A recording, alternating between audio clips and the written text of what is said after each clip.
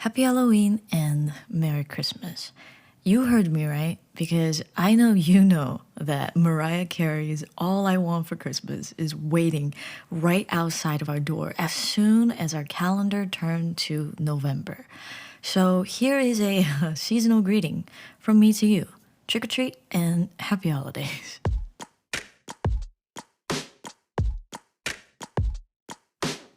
It's always very interesting to be ahead of the curve, and in this case, I am half a day ahead of everyone else in the States. So while everyone else is enjoying their Halloween, I've already wrapped up mine and started my work week. With that being said, when I pick up my phone and I scroll through social media, I'm seeing everyone's update. It always trips my brain because it feels like I'm experiencing a deja vu. My Halloween weekend has already passed, but I'm seeing everyone else's and I'm thinking, oh shoot, I have that plan tonight, right? No, it's Tuesday. You need to wash up and go to work. And speaking of Halloween, the Korean government recently made some changes to the COVID restrictions. Before, all the stores were set to close at 10 p.m. at night, but starting in November, they're allowed to extend the curfew until midnight. And as we ease back to normalcy and we go through different stages of living with COVID, eventually we won't have to wear masks anymore, just like in the States. But foreigners do be doing foreigner things, and I should not say most, a handful of foreigners are notorious for partying past curfew with with Halloween slowly approaching. It was rumored that the police will be anticipating a lot of foreigners breaking the curfew rules, and for the people who are captured on that night, on Halloween night, they will face harsh punishment such as deportation. So, well, obviously, I'm not one of them because I'm still here on November 2nd, so the grass is truly greener on the other side. And, well, as a member of the responsible foreigners in Korea, my coworkers and I decided that we want to do something for Halloween, but we are not planning to go party in Itaewon or in Gangnam. We just want to do something that is a little bit laid back, more chill. And we decided, you know what?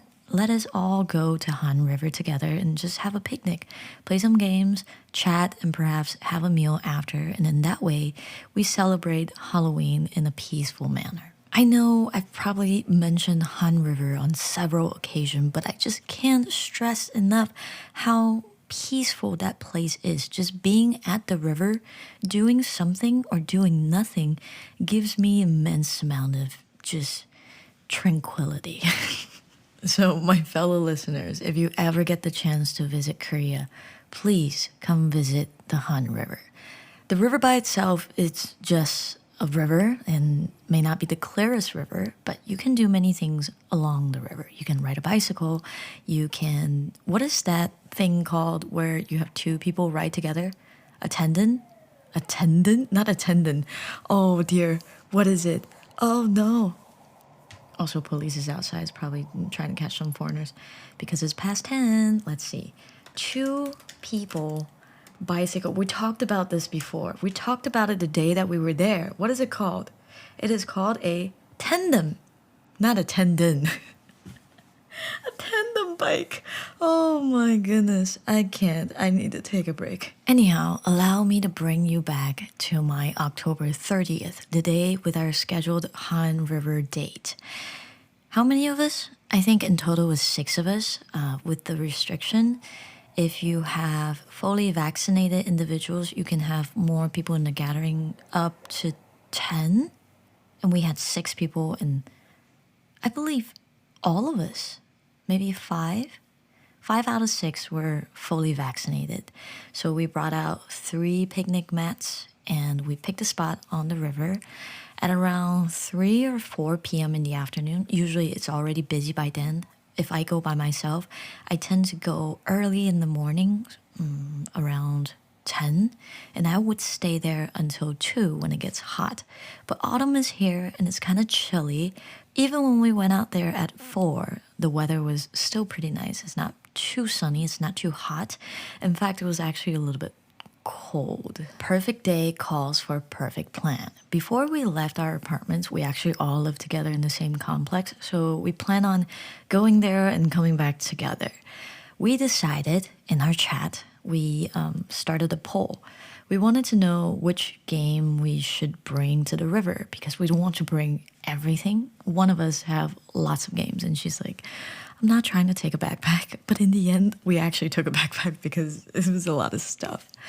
We wanted to decide between Cards Against Humanity, Mexican Bingo, another voting game, which we never ended up bringing, and Taboo, which we downloaded later on someone's phone and played at the river. Between all of those, we decided to, hey, you know what? We're hanging out with two new coworkers, one of them being a Korean staff. We thought, well, maybe Cards Against Humanity will be fun because it's not something that the Koreans played often. Whoa. Uni, you good? Where are you? No, that's my soy milk. Hold on. Jesus. Uni, why are you doing this? Huh? You want to say hi? At least say hi. Come on. Uni, if you want to go, you gotta give me consent. Come on. Give me a meow. Yo, ow, bro. Anything. I'll take anything. Give me a meow. Hit me, baby, one more time. Oh, good job. I'll let you go. Be free, my gato. Backtrack to where we left off. We decided to bring Mexican Bingo, Cards Against Humanity, and bubble gun. You know the ones where you dip it in bubble and then it just blows bubble while it sings a song? I've mentioned it last time. We decided to bring it back, except we forgot to bring it. So we ended up buying another one at the river, which, why are they $10? In no way they should be $10. It's only because it's by the river and people want to do something at the river. That's why it's overpriced at GS25. But that's not the main point of today's story. It took us about an hour and 20 minutes, an hour and 10 minutes, no, an hour and 12 minutes to get to the station that is closest to the Han River. It's called Toksam Park, I believe. I could be wrong. There are many different spots along the river that you can visit. That place just happened to be my favorite spot, so we all went there together. I brought one picnic mat and my coworker brought another one as well, and we were hoping, praying that our Korean staff also brought one with him, because last time when I visited with my two other coworkers, there's only 3 of us, yet we took up 2 mats. So now that there are 6 of us, 3 mats will be the comfortable range that allow each one to have, I don't know, just a proper amount of leg space. Our wishes came true because he did indeed brought one with him, so we could truly eagle spread out there on the grass. We were also very, very, very determined and competitive in trying to finish the entire box of black cards. We were out there for, I think, 2.5, 3, 4. I really can't tell because we were there until after sunset.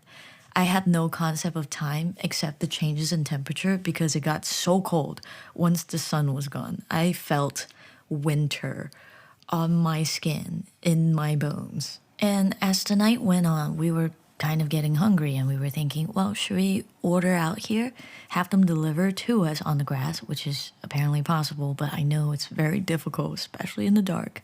Or we can head to a restaurant and sit somewhere cozy and enjoy a warm meal.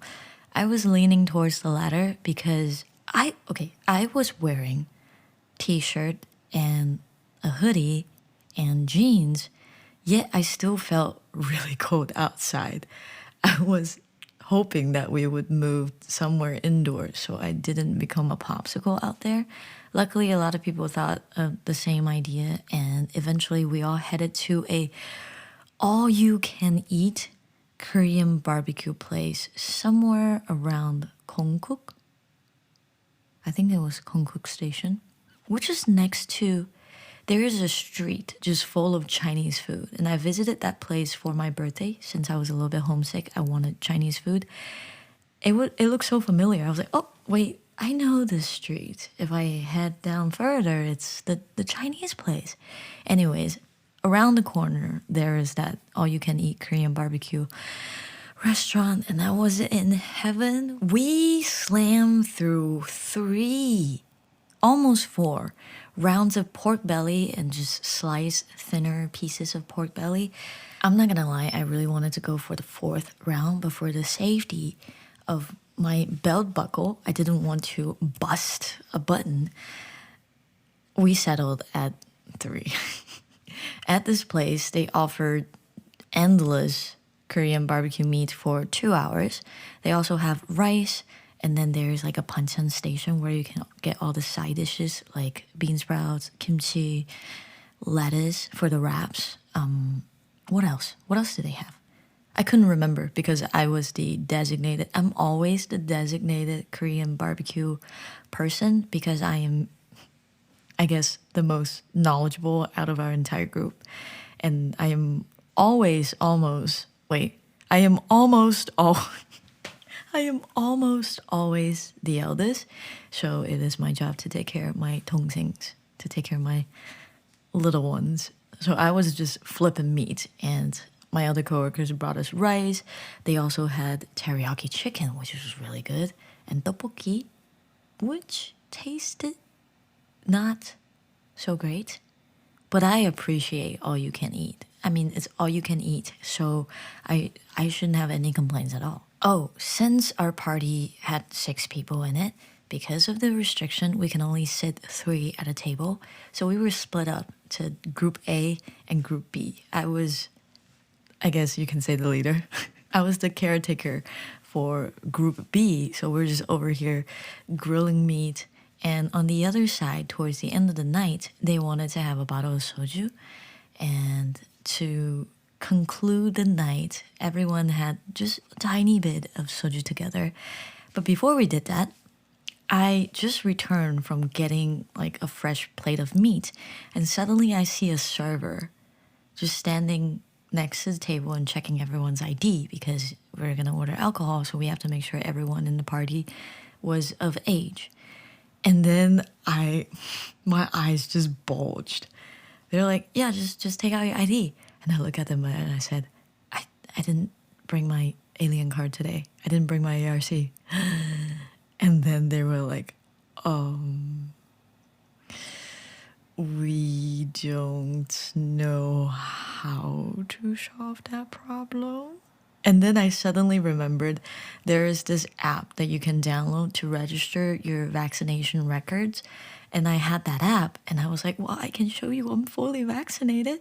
But she's like, that's not what I'm looking for. I'm looking for your date of birth. And I just kept flipping. So imagine the wallet app on your iPhone, if you're an iPhone user. When you double click, it brings up the list of passes that you have. And once I scroll to the end, the last page, I believe I linked it to my passport, which I've forgotten, and it had my date of birth as well as my name on it. So the server saw that. I was like, oh yeah, that's what I needed. And I was like, oh, this app is saving my life out here in Korea. This is legit. Phone numbers are so important in Korea. Everything you do is linked to a phone number. So don't ever give your phone number out to someone, your phone number along with your name, to someone that you don't know or you don't trust. One of my coworkers didn't get a proper phone plan in Korea, so her phone number isn't really like a phone number registered in the Korean system. It hinders her from so many services out here. For example, Kakao is one of the bigger apps here. A lot of what you do is connect it. What is that? I'm sorry, I just got off of work. My brain isn't really functioning. I'm a little bit tired. A lot of apps are connected to your Kakao account. And when you register your Kakao account with a phone number, it becomes supremely powerful. There are different services that Kakao offers, such as what is it called? I mean, Kakao Map is free, so you don't need a phone number to do that. What is happening to me? You don't need a phone number to do that, but Kakao also offered taxi services. It's called Kakao T, and she is able to order a taxi because you can pay taxi with your T Money card, which is their transportation card, at the end of your ride. But in Kakao T app, they have Kakao T bikes. She cannot rent a Kakao T bike because her name isn't attached to a phone number that is recognized by the system. So it hinders her in a lot of aspects, and I understand, which goes to show now I'm just questioning everything I say, which goes to show how powerful phone numbers are. Phone numbers are out here in South Korea. If we look past all my stuttering and mispronunciation and grammar mistakes, that night was a great night overall. We had a good time just relaxing with each other outside of work. Did we talk about anything? I don't even remember what the contacts were. But in my memory, it was just categorized as a good time. And I was kind of happy that I decided to join everyone on that day. Truth is, I'm not very confrontational. I have a hard time rejecting a plan if I don't feel entirely up to it, which I'm still trying to work on setting boundaries between what I'm comfortable with and what I am not. There are multiple instances where I've been cornered to attend a social event, and I hate myself for saying yes to it because I don't really enjoy being there, yet I didn't take the step to prevent myself from falling into that socially awkward, energy draining black hole. Sometimes I question, there's a speck of me, just that one brain cell that is saying, Julie, what if that friend knows your personality is non-confrontational, so they corner you for you to say yes to a plan that they really want to do? But I don't want to assume the worst in people, and I hate having to lie to get out of a situation, so I just follow through with it, even if I don't enjoy a single minute of that gathering. I think I need to start reminding myself that I am not desperate for friendship. This sounds very, condescending, because I felt so lonely 2 months ago. But now that I have Uni, I don't feel as lonely anymore. But I should really pick and choose what kind of friends I will make out here in Korea. Because we're foreigners, we tend to just clump together just to feel a sense of normalcy or just familiarity, to be around with people who share the same culture or people from the same states or the same work environment, etc., etc. I need to cherry pick what makes me happy the most. I think going from 2021 to 2022, 2021 was about living or learning how to live with the pandemic, and 2022 should be focusing on returning back to normalcy in the aspect that I am returning to my normal happy self before the pandemic began. Like, I'm trying to go back to that stage in my life. I'm no longer worried about how am I going to deal with all these COVID restrictions. That is normalized in my life now. On top of that, I'm actually moving to a new place in 3 weeks. 25 days? 3 weeks. I have to take care of my visa renewal, I have to look for an apartment and get the deposit that I need from my new place, my health checkups, etc., etc. There's a lot on my plate, and I'm semi-happy that I could use that to block out my weekends so I don't have to make plans for other, which sounds really sad, right? I don't want it to be that way. And a lot of people already reached out for Thanksgiving. Like, what are your plans for Thanksgiving? Do you want to join us here? We are doing this here. We're doing that here. But truth be told, I just want to be with maybe, yes, Taro and you, Uni. There's no way I'm escaping you. or you're escaping me. I just want to spend like an intimate holiday with just the three of us. I really, truly appreciate your invitation, and I see that's coming from a good place. But the three of us also have been separated for quite a while now, and we would appreciate a little reunion. Anyhow, I'm done blabbering about my Halloween weekend, as well as my insecurities. Thank you for tuning in to the 49th episode of Lactose Intolerant. It is autumn. I hope that the changing leaves are also bringing you a change of heart. In a good way, not in a bad way, of course. Let us manifest positivity in the season of harvest. Stay warm, careful not to catch a cold, and I'll see you next time.